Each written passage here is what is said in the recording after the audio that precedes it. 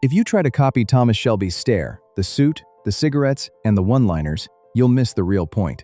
In Peaky Blinders, what makes Thomas Shelby stand out isn't just style. It's the way he moves like he's already accepted the worst-case scenario, but he still chooses the cleanest next step. And that's why this hits so hard. Most people aren't living by rules, they're living by reactions. Here's the plan. 3 rules you can actually use, and if you stick to just one of them for 7 days, you'll feel your life tighten up, with less emotional chaos, less distraction, and more control. While you listen, keep one question in the back of your mind. Where do you keep losing control? Not in theory, but in real life. In the text you send, the habit you can't stop, the days you waste, and the people you keep putting up with? All right, 3 rules. No performing, no motivational fluff, just the mindset. Rule 1. Control your emotion, or your emotion controls your future. Here's what people get wrong about Thomas Shelby. He's not emotionless. In Peaky Blinders, you can see the weight on him when he's alone. Stress, grief, rage, fear. It's all there. The difference is, he doesn't let emotion drive his decisions, but most people do. They feel anxious and avoid the hard conversation, feel insecure and chase validation, get angry and say something they can't take back, get bored and sabotage their progress, get overwhelmed and quit. And then they call it being real. No, that's being unmanaged. Let me keep this painfully simple. Emotion is allowed to exist, but it isn't allowed to decide, because emotion is information, not instruction. Quick story you've lived 100 times. You're about to send that text, you know the one. Your chest is hot, your brain is racing, and you feel like if you don't speak now, you'll look weak. So you type it, you hit send, and for 5 seconds you feel powerful. Then you spend the next 5 days cleaning up the damage. That's how people live. They win the moment and lose the month. In Peaky Blinders, Thomas Shelby can be furious and still choose the cleaner move. Not because he's a robot, but because he has a pause. That pause is a superpower. So here's what you do. When you feel that spike, name what it is in your head. Anger, fear, jealousy, embarrassment, rejection. Then buy yourself some time by putting distance between feeling and action, and finally ask yourself, what choice benefits your future self instead of your current emotion? Pause and really think about that, because most bad luck is just emotional decisions you made quickly and then paid for over time. Now point this at discipline, because this is where people lie to themselves. When you say, "I'm tired, I'll do it tomorrow," sometimes that's true, but a lot of the time it's emotional bargaining, your brain trying to buy comfort right now with your future. The saddest part is how normal it feels. You don't feel like you're ruining your life in the moment. You feel like you're being reasonable. But zoom out. If your emotions can cancel your plans, your life will always be fragile. So here's an honest question.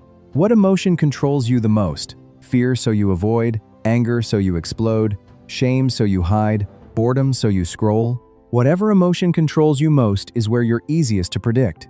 And if you're predictable, you're easy to manipulate by people, by impulses, and by your environment. If you take Rule 1 seriously, you stop trying to feel better all the time and start trying to be steady.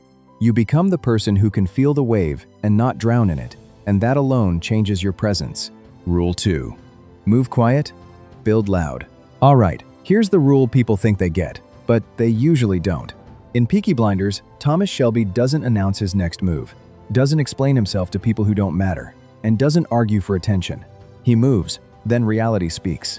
Rule 2 is a trap for most people, because the trap is believing that talking about your goals is the same as building them, when it's really just a fake reward. It's like telling everyone you're locking in and then feeling proud just for making the announcement. You didn't do anything, but your brain still got a little hit, and that hit makes you weaker, because now you need to be seen to stay motivated. Most people are addicted to being seen. They post the goal, tease the plan, announce the comeback, give updates, explain their struggles, and then wonder why they feel drained, exposed, and stuck. Move quiet means you stop leaking energy, because every time you tell people your plan too early, you invite opinions that are usually fear disguised as advice. You create pressure and end up performing instead of building, and you steal your hunger by trading real progress for social validation. That's how people get loud, with nothing to show. Here's a bold truth. If you need to announce it, you're probably not ready for it. When something matters, you protect it. You don't parade it. So here's the move. Pick one thing you're building right now. Just one, not 5. Your work, your body, your income, your confidence, your focus, your social life, whatever it is. Treat it like a private project for 30 days. No announcements, no saying big things are coming, no explaining to people who don't support you, no arguing with doubters, and no trying to convince anyone you're serious. Just work, and don't narrate it to anyone. Here's why this works when nobody's watching. When nobody's clapping, you have to find a deeper fuel source, and you start building self-respect quietly. Self-respect is the kind of confidence that doesn't collapse when nobody's watching. Let me make this real with a quick story.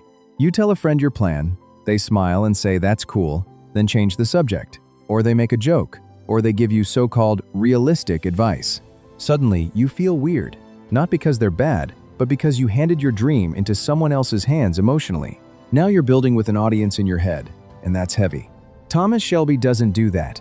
He keeps his mission private until it's undeniable. And here's another bold truth.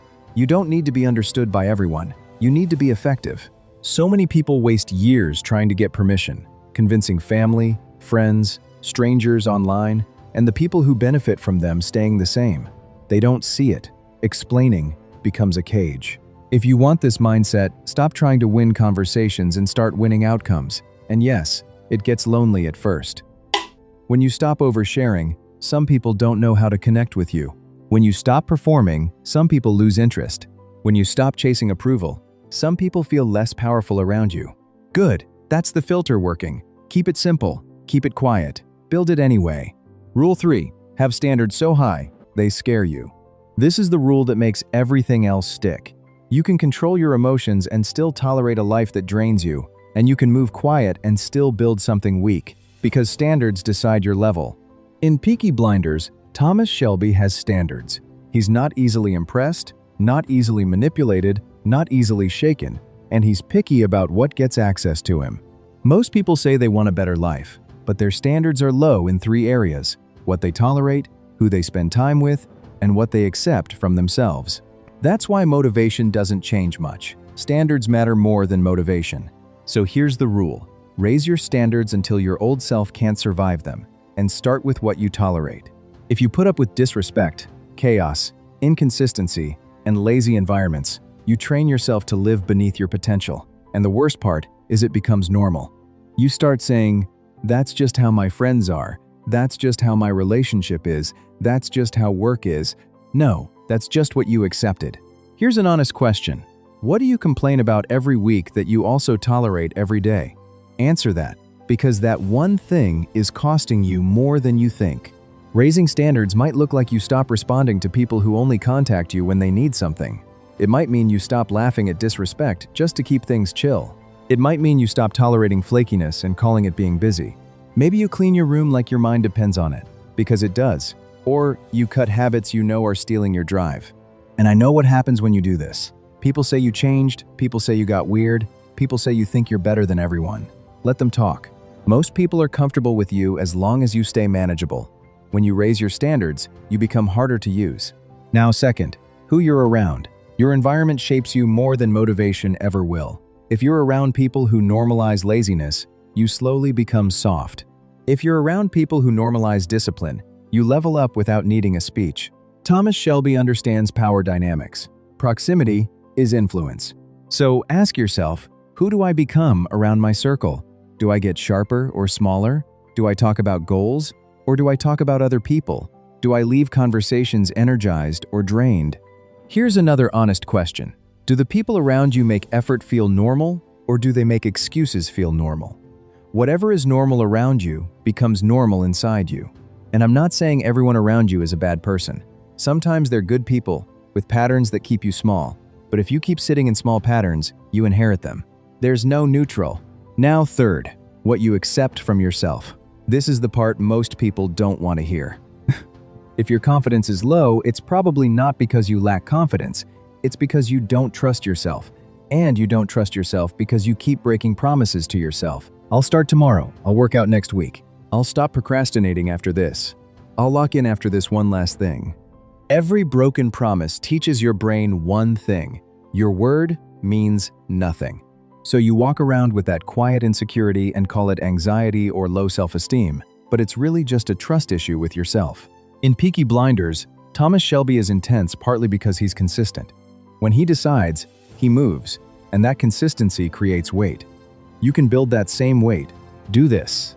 Make one promise for 30 days, not 10, just one. Small enough that you can't say it's too hard, but meaningful enough to change your identity. Maybe that's 30 minutes of focused work, 10,000 steps, 1 hour of deep work with your phone away, cutting the habits you already know are draining you, no sugar on weekdays, 1 weekly deliverable, or 10 pages of reading. Pick one and keep it, even when you don't feel like it, especially when you don't feel like it, because that's when the promise counts. After 30 days, you won't need hype. You'll have evidence, and evidence builds real confidence, not quotes, not temporary motivation, evidence. If you boil the Thomas Shelby mindset down into 3 rules, it's this: control your emotion, or it controls your future. Move quiet, build loud. Raise your standards until your old self can't survive them. I want you to pick one rule for the next 7 days and go all in. If it's emotional control, practice the pause before you speak and before you decide. If it's moving quiet, stop explaining yourself and start stacking proof. If it's standards, cut 1 week habit or 1 week relationship you already know is costing you. Do that for a week and you'll feel the shift. Not because life got easier, but because you got harder to move.